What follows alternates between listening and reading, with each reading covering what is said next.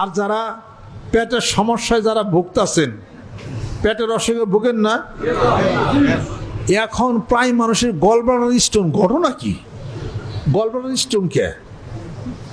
Gallbladder stone আপনার পেটে acid হয়, অ্যাসিডিটি হয় আপনার পেটে, পেটে অ্যাসিডিটি হয়। 1 নম্বর তেল ভেজাল খান, ভেজাল তেল খাবার থেকে গলব্লাডার স্টোন হচ্ছে, আপনারা জেনে নেন। ভেজাল তেল খাবার থেকে গলব্লাডার স্টোন হয়েছে। আবার যদি খাঁটি তেলও খান তাও পেটের অসুখ হবে, এটার আরেক সমস্যা আছে। এক দোকানদারে বিদেশ থেকে আইসে টাকা টোকা দেয়া খুব সহি মানুষ, হুজুর মানুষ, ও আবার তেলের দোকান দিছে, সব নিজে কিনে, নিজে বাঙায়, নিজে দয়।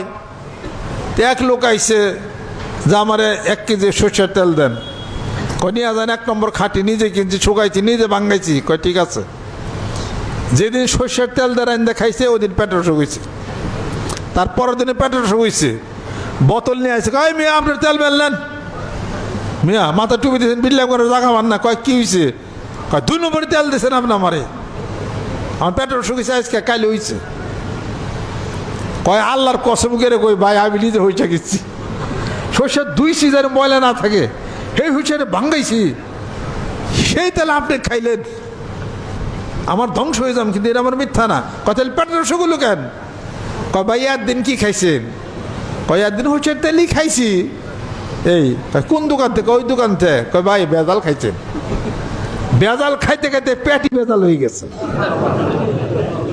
আজকে যে আপনি খাঁটিটা খাইছেন, খাঁটিটা খাওয়ানো পেটের অসুখ হয়েছে আপনার, কথা খেয়াল করছেন? এই ভেজাল তেল খেয়ে গলব্লাডার স্টোন হচ্ছে আপনাদের। এই কাজ আপনারা করেন না। এটা ভেজাল তেল খেয়ে সর্বনাশ হয়ে গেছে। খাঁটি সর্ষের তেল আপনারা খান। আর যারা গ্যাসের ওষুধ খান, জীবনেও কোনদিন গ্যাস্ট্রিক সারবে না, গ্যাস্ট্রিক জীবনেও সারবে না। যারা গ্যাসের ওষুধ খান হাত ওঠান, আল্লাহ আকবার। বাবারে, এলিতে অবস্থা,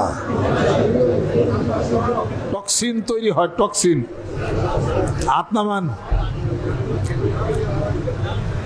আমি অন্তত নিয়ত করলাম যত জায়গায় মাহফিলে যাবো আমি গ্যাসের ওষুধ বেচবে কিনে, আমার এত মরিতে গ্যাসের ট্যাবলেট কিনে আমার কাছ থেকে কিনলেও তো কামে কিছু লাভ থাকে। আমার এত মানুষের গ্যাস আমি কই আমি মাঝে মাঝে খাই।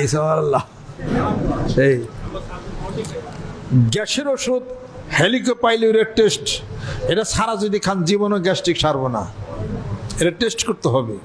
ইচ্ছা হইলে এটা কিনা খাইলেন।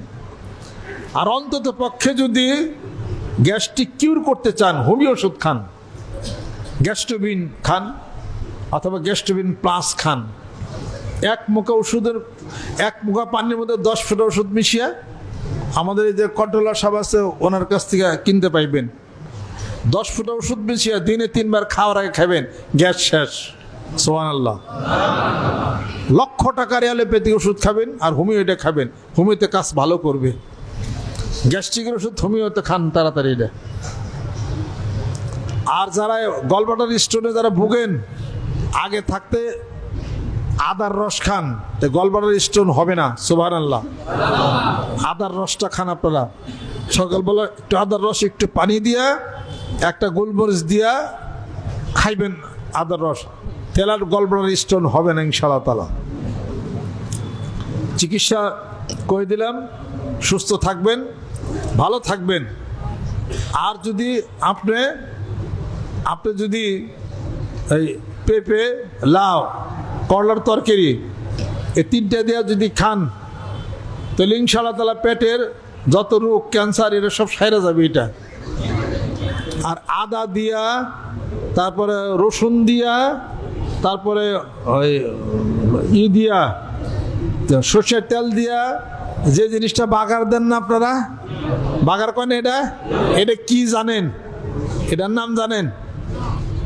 এটার নাম হলো বাগার না, এটার নাম হলো বিষ। এটা আর একটা নাম আছে টক্সিন। পেটে টক্সিন তৈরি হলো। এটা আপনার গলব্লাডার স্টোন হবো না, স্টোন হবো কার?